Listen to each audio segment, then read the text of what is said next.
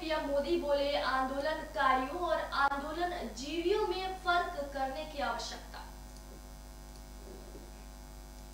प्रधानमंत्री नरेंद्र मोदी ने बुधवार को 3 नए कृषि कानूनों को लेकर कांग्रेस सहित कुछ विपक्षी दलों पर झूठ और अफवाह फैलाने का आरोप लगाते हुए कहा कि किसान आंदोलन पवित्र है, लेकिन इसे बर्बाद करने का काम आंदोलनकारियों ने नहीं, आंदोलन जीवियों ने किया है। लोकसभा में बुधवार को राष्ट्रपति के अभिभाषण पर धन्यवाद प्रस्ताव चर्चा का जवाब देते हुए प्रधानमंत्री ने आंदोलनकारी किसानों से बैठकर चर्चा करने और समाधान निकालने की अपील की। निचले सदन में प्रधानमंत्री के करीब 90 मिनट के भाषण का ज्यादातर हिस्सा किसानों के मुद्दे पर केंद्रित रहा। उन्होंने तीनों कृषि कानूनों का पुरजोर बचाव करते हुए कांग्रेस सहित कुछ विपक्षी दलों पर झूठ और अफवाह फैलाने का आरोप भी लगाया। उन्होंने कहा, हमें आंदोलनकारियों और आंदोलन जीवियों में फर्क करने की जरूरत है। मोदी ने अपने भाषण के बीच सदन में शोर शराबा करने वाले विपक्षी दलों पर निशाना साधते हुए कहा कि ये जो हो हल्ला, ये आवाज हो रही है और रुकावटें डालने का प्रयास हो रहा है, यह एक सोची समझी रणनीति के तहत हो रहा है। रणनीति यह है, जो झूठ अफवाहें फैलाई गई है उसका पर्दाफाश हो गया तो लोग सच्चाई जान जाएंगे, इसीलिए हो हल्ला मचाने का खेल चल रहा है। वहीं आपको बता दें, अर्थव्यवस्था में निजी क्षेत्र की भूमिका से महत्वपूर्ण बताते हुए प्रधानमंत्री ने कहा कि निजी क्षेत्र के खिलाफ अनुचित शब्दों का उपयोग करने का समय चला गया और यह संस्कृति अब अस्वीकार्य है। उन्होंने कहा कि देश के लिए सार्वजनिक क्षेत्र जरूरी है तो निजी क्षेत्र का योगदान भी जरूरी है। साथ ही लोकसभा में राष्ट्रपति के अभिभाषण पर धन्यवाद प्रस्ताव पर प्रधानमंत्री नरेंद्र मोदी जवाब के बीच कांग्रेस ने नए कानूनों का विरोध करते हुए सदन का बहिष्कार कर दिया। कांग्रेस के सांसदों ने काले कानून वापस लो जैसे नारे लगाए। धन्यवाद प्रस्ताव पर कृषि कानूनों को लेकर प्रधानमंत्री के जवाब के दौरान विपक्षी दल लगातार टीका टिप्पणी कर सरकार को घेरने की कोशिश कर रहे थे। प्रधानमंत्री ने कई बार इन टिप्पणियों को नजरअंदाज किया, लेकिन बाद में उन्होंने कई बार विपक्ष के सदस्यों से टोका-टोकी रोकने की अपील की। लोकसभा में प्रधानमंत्री ने जब कृषि कानूनों का जिक्र किया तो सदन में कांग्रेस के नेता अधीर रंजन चौधरी ने कई बार टोका-टोकी की। इस दौरान एक समय ऐसा भी आया जब प्रधानमंत्री हंगामे के चलते कुछ देर अपनी सीट पर बैठ गए। दिल्ली में नर्सरी कक्षा में दाखिले की प्रक्रिया 18 तारीख से है। दिल्ली शिक्षा निदेशालय ने दिल्ली में नर्सरी के लिए दाखिले की प्रक्रिया 18 फरवरी से शुरू करने का ऐलान किया है। डीओई के बुधवार के इस ऐलान से चिंतित अभिभावकों को थोड़ी राहत मिली है। इसके तहत 17 फरवरी तक सभी स्कूलों को अपने यहाँ उपलब्ध सीटों और प्रक्रिया की जानकारी देने को कहा गया है।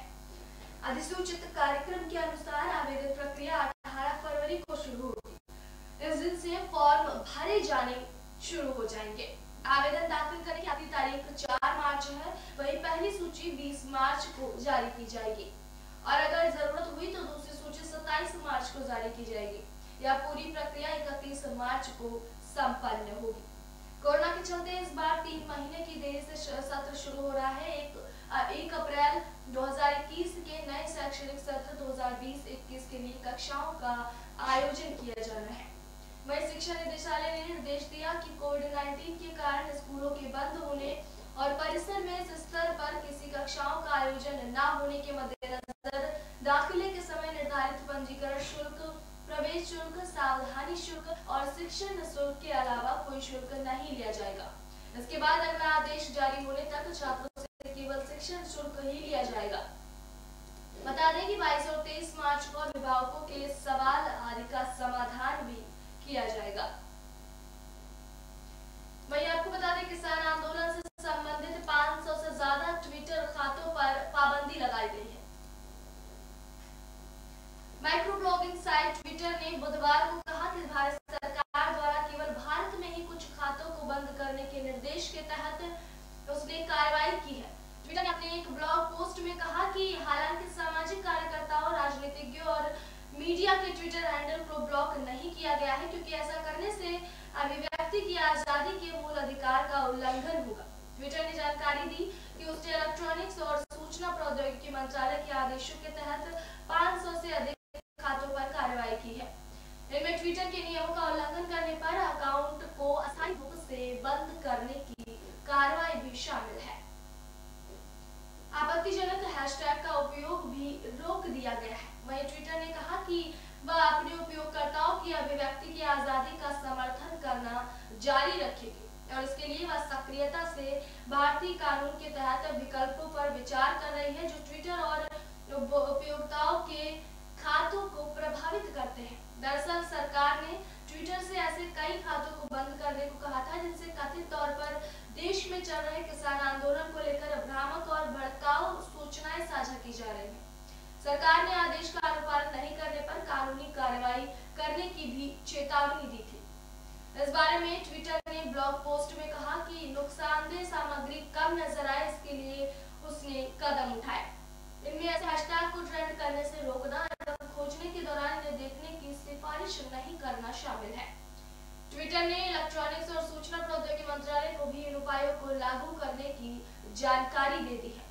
वहीं ट्विटर ने रेखांकित किया कि उसने इलेक्ट्रॉनिक्स और सूचना प्रौद्योगिकी मंत्रालय के सभी आदेशों के तहत 500 से अधिक खातों पर कार्रवाई की है। अमेरिका ने कहा कि प्रमुख शक्ति के रूप में भारत के उदय का स्वागत। अमेरिका प्रशासन ने चीन के धमकाने वाले रवैये पर चिंता जताई है और चिंता जताते हुए कहा है कि भारत का एक प्रमुख शक्ति के रूप में उदय का स्वागत है। अमेरिका ने कहा कि वह भारत चीन सीमा के हालात पर पैनी नजर रखे हुए है। अमेरिका के विदेश मंत्री एंटोनी ब्लिंकन के साथ विदेश मंत्री एस जयशंकर की वार्ता के बाद अमेरिकी प्रशासन ने यह मंतव्य जाहिर किया है। ब्लिंकन और जयशंकर ने साझा चिंताओं वाले विभिन्न मुद्दों और म्यांमार के हालत पर चर्चा की। भारत और अमेरिका के विदेश मंत्रियों की वार्ता को लेकर अमेरिकी विदेश मंत्रालय के प्रवक्ता नेड प्राइस ने कहा कि बाइडेन प्रशासन ने हिंद प्रशांत क्षेत्र में भारत को अपना सबसे महत्वपूर्ण सहयोगी बताया है। उन्होंने कहा कि अमेरिका भारत के विश्व की एक प्रमुख शक्ति के रूप में उदय और क्षेत्र के एक प्रहरी के रूप में उसकी भूमिका का स्वागत करता है। बाइडेन प्रशासन ने यह भी कहा कि वह भारत चीन सीमा के हालात पर पैनी नजर रखे हुए है। वहीं आपको बता दें कि चीन के रक्षा मंत्रालय ने कहा कि पैंगोंग त्सो से अलग हटने लगी है भारत चीन की सेनाएं। चीन के रक्षा मंत्रालय ने कहा पूर्वी लद्दाख में पैंगोंग त्सो झील के उत्तरी और दक्षिणी छोर पर तैनात भारत और चीन के अग्रिम पंक्ति के सैनिकों ने बुधवार से व्यवस्थित तरीके से पीछे हटना शुरू कर दिया। हालांकि भारतीय रक्षा मंत्रालय, विदेश मंत्रालय या अन्य किसी पक्ष की ओर से इस बारे में कोई टिप्पणी नहीं की गई, लेकिन घटनाक्रम से अवगत लोगों ने कहा कि दोनों पक्ष टैंक और बख्तरबंद वाहनों जैसी इकाइयों को पीछे हटाने की प्रक्रिया में है। घटनाक्रम से अवगत लोगों ने कहा कि टकराव वाले स्थलों से बख्तरबंद इकाइयों की वापसी जैसे विशिष्ट कदमों पर 24 जनवरी को 16 घंटे तक चली 9वें दौर की कोर कमांडर स्तर की वार्ता में गहन चर्चा हुई थी। वहीं रक्षा मंत्रालय के अधिकारियों के मुताबिक पीछे हटने की प्रक्रिया के बारे में मौके पर पुष्टि के बाद ही आधिकारिक बयान जारी किया जाएगा। इस बारे में रक्षा मंत्री राजनाथ सिंह गुरुवार को राज्यसभा में बयान दे सकते हैं। वहीं चीनी रक्षा मंत्रालय के प्रवक्ता सूर्य कर्नल ह्यू किसान ने बीजिंग से जारी अपने बयान में कहा कि पूर्वी लद्दाख में पैंगोंग त्सो झील के उत्तरी और दक्षिणी किनारों पर तैनात भारत और चीन के अग्रिम पंक्ति के सैनिकों ने बुधवार से व्यवस्थित तरीके से पीछे हटना शुरू कर दिया। उनके इस बयान से संबंधित खबर चीन के आधिकारिक मीडिया ने साझा की है। आपको बता दें कुंभ मेले में इस बार सामूहिक भजन कीर्तन और साधना नहीं होगी। हरिद्वार में मार्च अप्रैल में लगने वाले कुंभ मेले में केंद्र सरकार द्वारा जारी दिशा निर्देश के मुताबिक साधुओं और धार्मिक संस्थाओं के भंडारे, सामूहिक भजन कीर्तन और सामूहिक कथा पर रोक लगा दी गई है। अब कोई भी धार्मिक संस्था भंडारे, सामूहिक भजन कीर्तन और सामूहिक कथा का आयोजन नहीं कर पाएगी। वही कोविड-19 के तहत ये दिशा निर्देश केंद्र सरकार ने राज्य सरकार को जारी किए हैं। राज्य सरकार ने इन्हें लागू करने के लिए हरिद्वार के कुंभ मेला प्रशासन को कड़े निर्देश दिए हैं। हरिद्वार कुंभ मेला अधिकारी दीपक रावत ने बताया कि केंद्र सरकार के दिशा निर्देशों का पूरी तरह पालन किया जाएगा और उन्हें धरातल पर उतारा जाएगा। कुंभ मेले में कोविड अस्पताल भी बनाए जाएंगे। हरिद्वार में कुंभ स्नान पर श्रद्धालु 72 घंटे पहले करवाई गई कोरोना की जांच रिपोर्ट लेकर हरिद्वार आएंगे। बिना पंजीयन के किसी को भी हरिद्वार नहीं आने दिया जाएगा।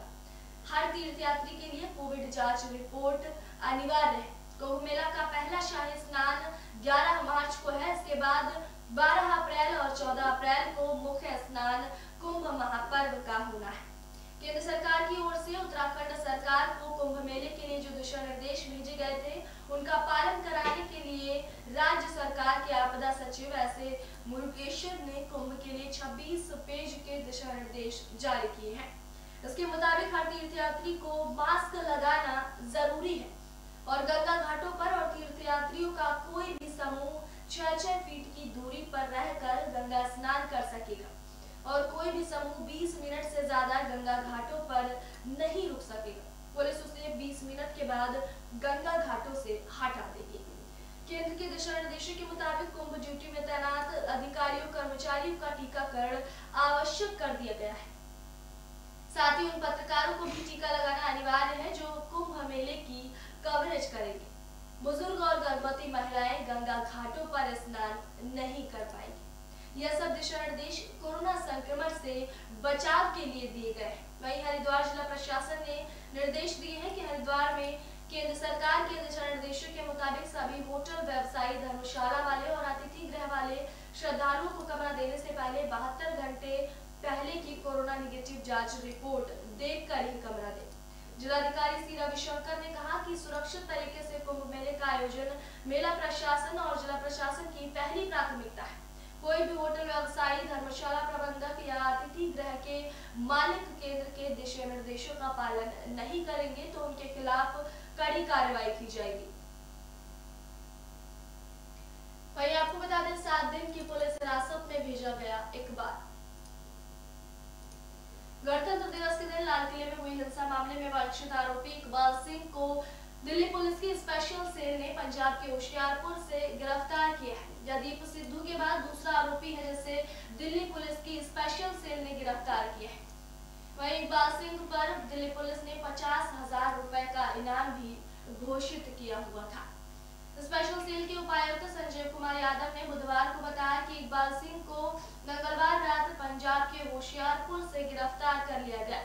इकबाल सिंह वह शख्स है जिसने गणतंत्र दिवस पर प्रदर्शनकारियों की भीड़ को हिंसा के लिए उकसाया था और वह वीडियो में प्रदर्शनकारियों की भीड़ को हिंसा के लिए उकसाते हुए देखा गया था। जांच में पता चला है कि इकबाल सिंह पेशे से सिख धर्म का प्रचार करने के साथ साथ कथावाचक के तौर पर काम करता था। दिल्ली पुलिस ने प्रदर्शनकारियों को भड़काने के आरोपी बूटा सिंह, सुखदेव, जजबीर सिंह पर भी 50-50 हजार के इनाम की घोषणा की थी। इनमें से सुखदेव और इकबाल को गिरफ्तार किया जा चुका है। वहीं आरोपी इकबाल सिंह को बुधवार को 30,000 इनाम में गिरफ्तार किया गया है। किसानों का रेल रोको आंदोलन 18 तारीख से स्टार्ट। नए कृषि कानूनों के खिलाफ अपने आंदोलन को तेज करते हुए प्रदर्शनकारी किसान यूनियनों ने 18 फरवरी को 4 घंटे के राष्ट्रव्यापी रेल रोको अभियान की बुधवार से घोषणा की है। इसके अलावा किसानों ने 2019 में पुलवामा आतंकवादी हमले में शहीद हुए जवानों की याद में 14 फरवरी को मोमबत्ती मार्च निकालने का भी फैसला किया है। भारतीय किसान यूनियन के नेता राकेश टिकैत ने बुधवार को कहा कि आंदोलनकारी किसान केंद्र में कोई सत्ता परिवर्तन नहीं बल्कि अपनी समस्याओं का समाधान चाहते हैं। कांग्रेस की राष्ट्रीय महासचिव प्रियंका गांधी ने बुधवार को यहां दो टूक कहा कि केंद्र में उनकी सरकार बनने पर तीनों कृषि कानूनों को वापस लिया जाएगा। उन्होंने कहा कि जब तक तीनों कृषि कानून वापस नहीं लिए जाते तब तक हम ऐसे ही लड़ते रहेंगे। आपको बता दें कि कांग्रेस की राष्ट्रीय महासचिव प्रियंका गांधी ने कहा कि सरकार आएगी तो कानून रद्द करेंगे। गणतंत्र दिवस के दिन किसानों की ट्रैक्टर परेड के दौरान दिल्ली के आईटीओ पर ट्रैक्टर पलटने से मरे 25 वर्षीय किसान के परिवार ने बुधवार को दिल्ली हाईकोर्ट में याचिका दायर कर मृत किसान के परिजन पहुंचे।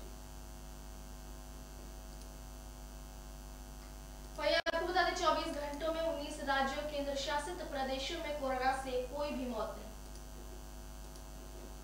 देश में कोरोना विषाणु संक्रमण के मामलों में धीरे धीरे कमी दर्ज की जा रही है। केंद्रीय स्वास्थ्य मंत्रालय ने बुधवार को कहा कि दमन-दीव और दादरा नगर हवेली में कोरोना का एक भी उपचाराधीन मामला नहीं है। देश में कोरोना विषाणु संक्रमण के उपचाराधीन मरीजों की संख्या घटकर अब 1,41,511 रह गई है, जबकि 33 राज्यों और केंद्र शासित प्रदेशों में कोरोना के 5,000 से कम उपचाराधीन मामले हैं। इनमें से भी 10 राज्यों में 100 से कम उपचाराधीन मामले सामने आए हैं।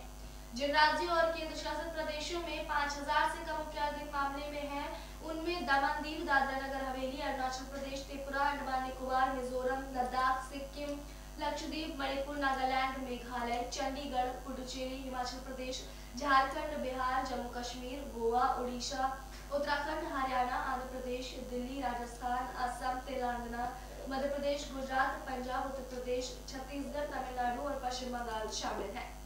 मंत्रालय के आंकड़ों के अनुसार कोरोना के कुल उपचाराधीन मामलों में से 71% केरल और महाराष्ट्र से है। 24 घंटे में 19 राज्यों और केंद्र शासित प्रदेशों में कोरोना विषाणु संक्रमण से मौत का कोई भी नया मामला सामने नहीं आया है। ये राज्य उत्तर प्रदेश, दिल्ली, राजस्थान, उड़ीसा, आंध्र प्रदेश, झारखंड, पुडुचेरी, मणिपुर, नागालैंड, लक्षद्वीप, मेघालय, सिक्किम, मिजोरम, अरुणाचल प्रदेश, त्रिपुरा और दमन-दीव एवं दादर नगर हवेली, जम्मू कश्मीर, अंडमान निकोबार द्वीप समूह और लद्दाख है।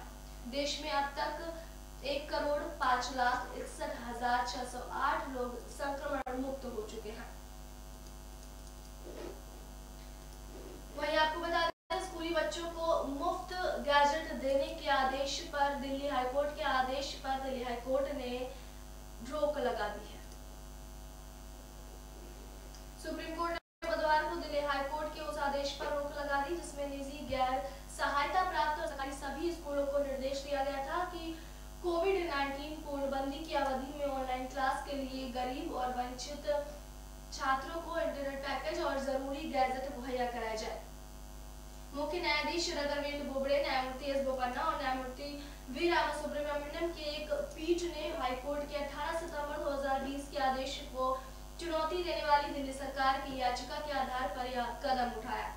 पीठ ने याचिका पर नोटिस भी जारी कर दिए। हाईकोर्ट की खंडपीठ ने कहा था कि गैजेट्स और इंटरनेट पैकेज छात्रों को स्कूल द्वारा मुफ्त में उपलब्ध कराए जाएंगे, क्योंकि ये ट्यूशन फीस का हिस्सा नहीं है। गैर सहायता प्राप्त निजी स्कूल चाहे तो यह खर्च राज्य सरकार से ले सकते हैं। इसके लिए 2009 के मुफ्त और अनिवार्य शिक्षा कानून के अधिकार का सहारा लिया जा सकता है। सुप्रीम कोर्ट ने हाईकोर्ट के आदेश पर रोक के साथ साथ गैर सरकारी संगठन जस्टिस फॉर ऑल को भी नोटिस जारी कर दिया। हाईकोर्ट ने इसी संगठन की याचिका पर मुफ्त सुविधाओं का आदेश दिया था। दिल्ली सरकार की तरफ से सुनवाई के दौरान वरिष्ठ वकील विकास सिंह ने कहा कि हाईकोर्ट ने दिल्ली सरकार पर अतिरिक्त बोझ डाल दिया, जबकि राज्य सरकार बच्चों की शिक्षा पर पहले ही अच्छा खासा पैसा खर्च कर रही है। हर बच्चे को मुफ्त लैपटॉप, टैबलेट और मोबाइल फोन और इंटरनेट सुविधा उपलब्ध कराना सरकार के लिए आसान नहीं होगा। अपने आदेश के समर्थन में हाईकोर्ट ने कहा था कि एक ही कक्षा के बच्चों के साथ दो तरह का सलूक नहीं किया जा सकता। जो बच्चे आर्थिक रूप से संपन्न परिवारों के हैं तो वे तो गैजेट खरीद लेंगे, पर जो गरीब हैं वे ऑनलाइन क्लास में कैसे भाग लेंगे। देश के कई राज्यों में बारिश की चेतावनी जारी। देश में एक बार फिर से पश्चिमी विक्षोभ सक्रिय हो गया, जिसके चलते उत्तराखंड सहित देश के कई राज्यों में बारिश की चेतावनी जारी की गई है। वहीं दिल्ली, पंजाब, हरियाणा सहित तमाम राज्यों में दिन के तापमान में बढ़ोतरी देखी गई है। मौसम विभाग ने पहले ही मुजफ्फराबाद समेत हिमाचल प्रदेश में बारिश की आशंका जताई थी। वहीं उत्तराखंड के उत्तरी क्षेत्रों में बारिश का पूर्वानुमान है। उधर मध्य प्रदेश में धीरे धीरे तापमान बढ़ रहा है। बताया जा रहा है कि यहाँ पर आसमान साफ रहने से धूप निकलेगी और तापमान भी बढ़ेगा। उत्तर भारत के कई राज्यों में अभी सुबह शाम को ठंड बरकरार है। वहीं कई इलाकों में सुबह के वक्त कोहरे की भी वापसी हुई है। हाड़ कपा देने वाली ठंड के बाद जम्मू कश्मीर में ठंड से राहत मिलने लगी है, लेकिन फिर से पश्चिमी विक्षोभ का दबाव बनने लगा है। इसे देखते हुए कुछ क्षेत्रों में हल्की बारिश की संभावना है, लेकिन उसके बाद 20 फरवरी तक बारिश के आसार नहीं है। कश्मीर संभाग में तापमान में सुधार तो हुआ है, लेकिन अभी भी न्यूनतम तापमान सामान्य से नीचे ही चल रहा है। मौसम विज्ञान केंद्र श्रीनगर से मिली जानकारी के अनुसार कई स्थानों पर हल्की बारिश के आसार हैं। परिवर्तन का मुख्य कारण पश्चिमी विक्षोभ। मौसम में अचानक से परिवर्तन का मुख्य कारण पश्चिमी विक्षोभ को माना जा रहा है। अक्सर पश्चिमी विक्षोभ पहाड़ी क्षेत्रों की तरफ जाकर बर्फबारी करते हैं, जिससे मैदानी क्षेत्रों में सर्दी बढ़ती है। मगर भूमध्य सागर से हाल ही में आया पश्चिमी विक्षोभ पहाड़ों की तरफ न जाकर मैदानी क्षेत्रों में चला गया। इसी कारण जल्द ही आसमान साफ भी हो गया और धूप भी खिल आई है। विभाग के मुताबिक 14-15 फरवरी को हवाओं के साथ बंगाल की खाड़ी से वातावरण में कुछ नमी आने की संभावना है। इससे 16 फरवरी में से राजधानी सहित प्रदेश के पूर्वी और पश्चिमी इलाके में बरसात भी होगी। वहीं बारिश का सिलसिला 19 फरवरी तक जारी रहने के आसार बन सकते हैं। पंजाब और हरियाणा में बुधवार को न्यूनतम तापमान सामान्य से अधिक रहा, मौसम विभाग ने यह जानकारी दी। वहीं आपको बता दें, कासगंज मामले में मुख्य आरोपी के भाई को पुलिस वालों ने ढेर कर दिया। उत्तर प्रदेश के कासगंज जिले के सिरपुरा क्षेत्र में पुलिस टीम पर हमला कर एक कांस्टेबल की हत्या के मामले का एक आरोपी बुधवार को पुलिस के साथ मुठभेड़ में मारा गया। पुलिस अधीक्षक मनोज सोनकर ने बताया कि वारदात के मुख्य आरोपी मोती के भाई अलकार और उसके साथियों को पुलिस ने काबी नदी के किनारे घेर लिया। इस दौरान दोनों से हुई गोलाबारी में अलकार घायल हो गया। उसे सिरपुरा के सामुदायिक स्वास्थ्य केंद्र ले जाया गया, जहां उसकी मौत हो गई। उन्होंने बताया कि अलकार के बाकी साथी भागने में कामयाब रहे। पुलिस उनकी गिरफ्तारी का प्रयास कर रही है। सोनकर ने बताया कि अलकार इस मामले के मुख्य आरोपी मोती का भाई है। कासगंज जिले में मंगलवार देर रात वांछित शराब माफिया को वारंट तामील कराने गए पुलिस दल पर हुए जानलेवा हमले में एक सिपाही की मौत हो गई और दरोगा गंभीर रूप से घायल हो गया। जिलाधिकारी चंद्र प्रकाश सिंह ने मंगलवार देर रात बताया कि सिरपुरा थाने के दरोगा अशोक कुमार और आरक्षी देवेंद्र नगरा धीमर गांव में एक वांछित अपराधी की तलाश में गए थे। वहां दुर्भाग्यपूर्ण घटना घटी है, जिसमें हमारे साथी सिपाही देवेंद्र शहीद हो गए। आपको बता दें, छत्तीसगढ़ में 13 नक्सलियों ने किया आत्मसमर्पण।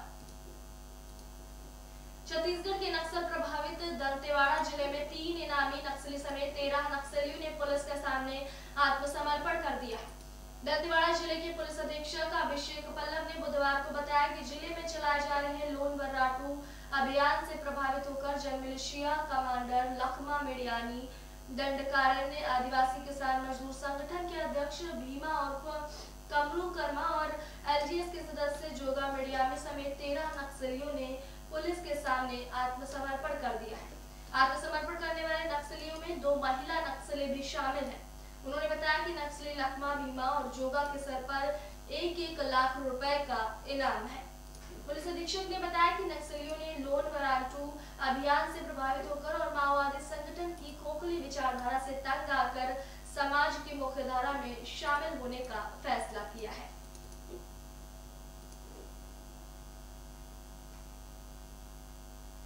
वही आपको बता दें, चीन में फंसे 18 भारतीय नाविक 14 फरवरी को भारत लौटेंगे। केंद्रीय मंत्री मनसुख मंडाविया ने बुधवार को कहा कि चीन में फंसे 18 भारतीय नाविक 14 फरवरी को भारत लौटेंगे। यह दल बुधवार को जापान से रवाना होगा और भारत पहुंचने पर अपने परिवारों से फिर मिल सकेगा। बंदरगाह, नौवन और जलमार्ग मंत्री मंडाविया ने बताया कि चीन में फंसे एमवी एनास्तासिया पर सवार हमारे 18 नाविक भारत आ रहे हैं। चालक दल बुधवार को जापान से रवाना होगा और 14 फरवरी को भारत पहुंचेगा। मंत्री ने कहा कि वो जल्द से जल्द अपने परिवारों के साथ फिर से मिलेंगे। मांडविया ने प्रत्यावर्तन की व्यवस्था के लिए चीन में भारतीय दूतावास और मेडिटेरियन शिप कंपनी के प्रयासों की सराहना की। अधिकारी ने बताया, मालवाहक जहाज एमवी एनास्तासिया सितंबर 2020 में चीन के तट पर फंस गया था। इससे पहले एक अन्य मालवाहक जहाज एमवी जग आनंद के 23 नाविक भी चीन में फंस गए थे, जो कि 14 जनवरी को भारत पहुंचे। आज के लिए गुड मॉर्निंग भारत में इतना ही। फिलहाल देखते रहिए एबी स्टार न्यूज। नमस्कार।